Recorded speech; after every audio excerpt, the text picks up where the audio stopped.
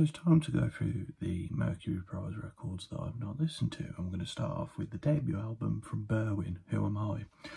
I first came across BERWYN because of the Mercury Prize that I listened to his project demo tape, and in particular the song Glory really captured my attention. And then obviously there was tape 2, and now we've got this record. And as far as debut albums go, this is amazing. It's a fantastic mix of like R&B and rap. There's some pop ballady elements in there as well, but it's a really phenomenal record, which the album's title sums it up very well. He's a dichotomy of who BERWYN is as a person, the things in life that have affected him, the people in his life and around him. And it's a really deep, personal, emotional and powerful listen for a lot of reasons. BERWYN actually, on every track bar one, is involved in the production as well. This guy is involved throughout the record.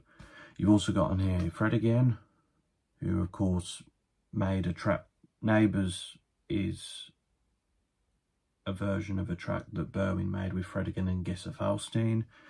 You've got Artemis, who of course has had chart success recently with the track I Like the Way You Kissed Me on songwriting. And that's 2 of the other collaborators you have on this record.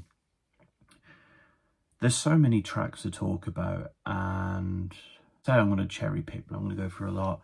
The title track is this really old school hip hop vibe. It gives me the energy of like Nas's New York State of Mind, or some Biggie, some proper boom bap, maybe even a bit of Joey Badass. Is Joey Badass's earlier work if you want a more modern example.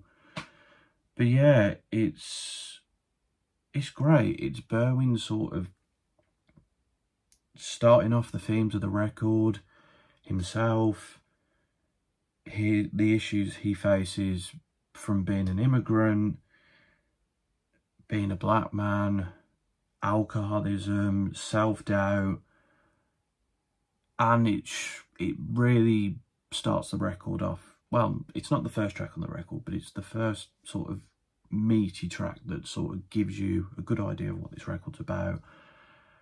And BERWYN is a very good rapper, but he's also a very good singer, and his singing is really good, but not only good, it hits the heart and it comes from the soul. And yeah, Who Am I is a really very good track. I Am Black, yeah, you know what to expect with this track. It's a summarization. It's not a summarization, it's a chat with God, really. Like, he's talking to God and saying, like, why have you put me and other black people in this position where we're poor and we have to deal with racism and we get into scuffles about it and we have trauma and we have issues, and my children are going to have to deal with this. It's really hard-hitting, it's really deep, and the production is very subtle. There's these choir gospel vocals, there's this drumming, but this is all about the lyrical content. It's all about what this is about, and BERWYN delivers it in a very clear, concise and gut-wrenching way, and it's very straight to the point, and it's just kind of an analogy of these issues that black people have had to face in Britain since forever, are still big issues now. And yeah, it's sad that this track still hits home in 2024, and it will hit home in 2034 as well, probably. All She Ever Wanted goes in a much more acoustic direction. There's a few of the tracks that go in an acoustic direction. I've got to say, I did get the vibe of like early Ed Sheeran on this track, like something like You Don't Need Me, I Don't Need You, or The A-Team. That sort of very acousticy, with a bit of pop sensibility, but with thought-provokingness in it.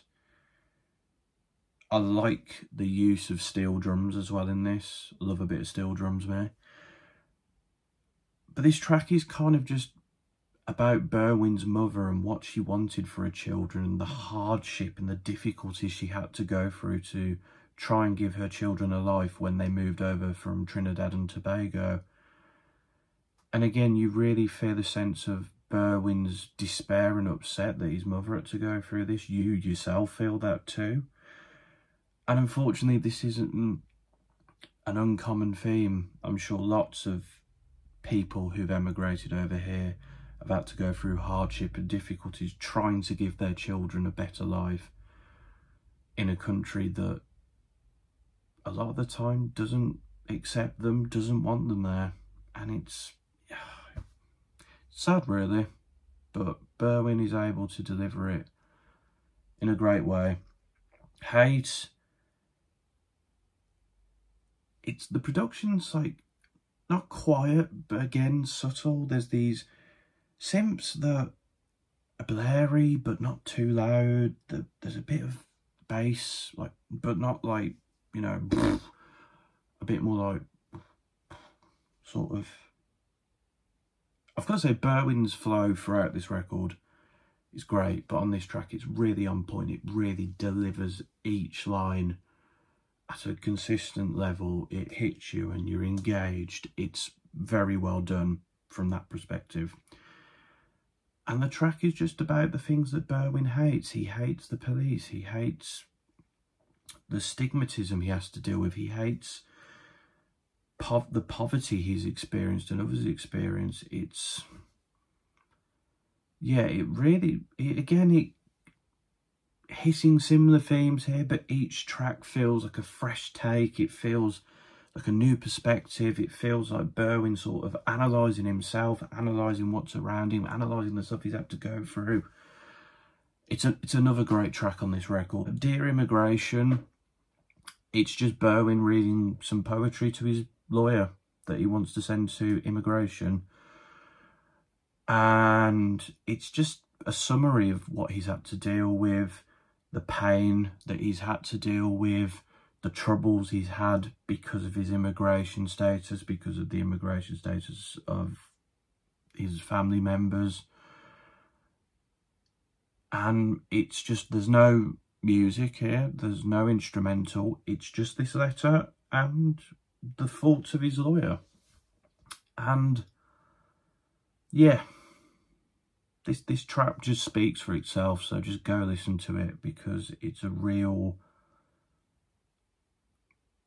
not eye-opener, because if you know the sort of thoughts of people in this country when it comes to immigration, you already know, but it has you stand to attention. Neighbours is the track that he did with Fred again. He's reworked it and he's made it this like emotional, melancholic ballad track.